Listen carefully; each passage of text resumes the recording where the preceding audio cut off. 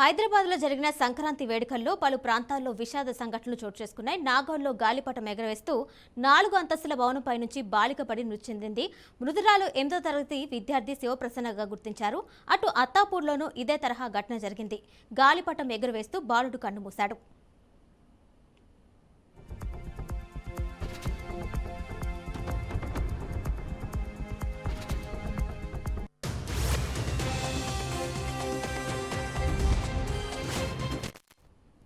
Langar house ఫ్లైఓవర్పై మరో విషాద దుర్ఘటన జరిగింది. చైనా మంజా తగిలి ఇండియన్ ఆర్మీలో పనిచేసే కోటేశ్వరరావు అనే వ్యక్తి తీవ్రంగా గాయపడ్డాడు. వెంటనే స్పందించిన స్థానికులు అతన్ని హాస్పిటల్కి తరలించారు. ఈ క్రమంలో పరిస్థితి విషమించి చనిపోయాడు.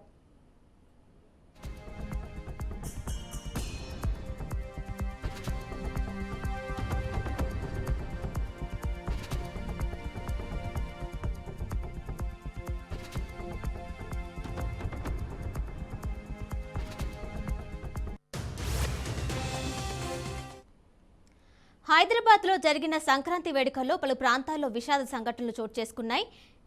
నాగోల్లో గాలిపటం ఎగురవేస్తూ 4 అంతస్తుల భవనంపై నుంచి బాలిక మృతి చెందింది. మృతురాలు 8వ తరగతి విద్యార్థి శివప్రసన్నగా గుర్తించారు. అటు అత్తాపూర్లోనూ ఇదే తరహా ఘటన జరిగింది. గాలిపటం ఎగురవేస్తూ బాలుడు కన్నుమూశాడు. ఇక దీనిపై మరింత సమాచారం మా ప్రతినిధి లిఖిత అందిస్తారు. లిఖిత చెప్పండి, హైదరాబాద్లో అనేక ప్రాంతాల్లో అయితే విషాద సంఘటనలు జరిగినట్టు తెలుస్తుంది. డీటెయిల్స్ ఇవ్వండి.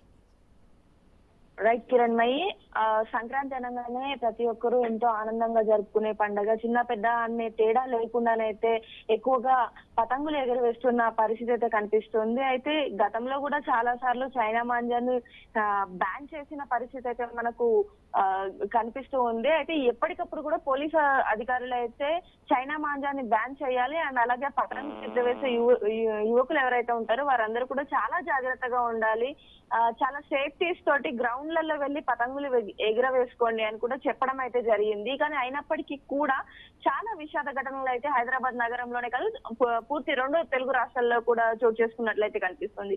అయితే ఇక్కడ పర్టికులర్ గా తెలంగాణ రాష్ట్రంలోని హైదరాబాద్ లో చూసుకున్నట్లయితే ఎల్బీ నగర్ లో అలాగే గోషామహల్, హల్వాలు, నాగోల్ ఈ ప్రాంతాల్లోనైతే చైనా మాంజా తగిలి కొందరు బైక్ పైన వెళ్తుండగా ఫ్లైఓవర్ పైన ఆ మాంజా ఏదైతే ఉంటుందో అది తగలడం తోటి గాయాల పాలై హాస్పిటల్లో చేరి చికిత్స పొందుతూ ఓ ఆర్మీ జవాన్ మృతి చెందితే మరో ప్రాంతంలోనైతే ఈ చైనా మాంజా మెడకు చుట్టుకోవడం తోటి భవనం పై నుండి కింద పడి కూడా మరికొంతమంది మృతి చెందిన పరిస్థితి కనిపిస్తుంది.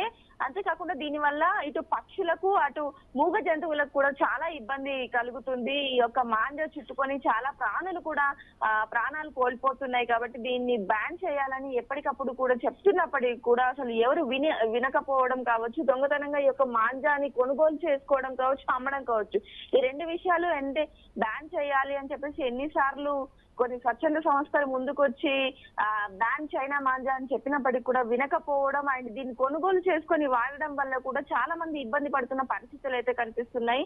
ప్రస్తుతం హైదరాబాద్ లోనైతే ఇంకా కూడా పండుగ వాతావరణం అయితే నెలకొంది. ఈ పండుగ వాతావరణంలోనే ఇట్లాంటి ఒక విషాదం అనేది చోటు చేసుకోవడం నిజంగా చాలా బాధాకరం అని చెప్పుకోవాలి. ఇప్పటికైనా జాగ్రత్తగా ఉండాలని అయితే సూచనలు జారీ చేస్తున్నారు. అలాగే చైనా మాంజాన్ని తీసుకోకుండా సహజ సిద్ధమైన మాంజాన్ని వాడాలని కూడా సూచనలు అయితే జారీ చేస్తున్నారు. Right Likhita, thank you.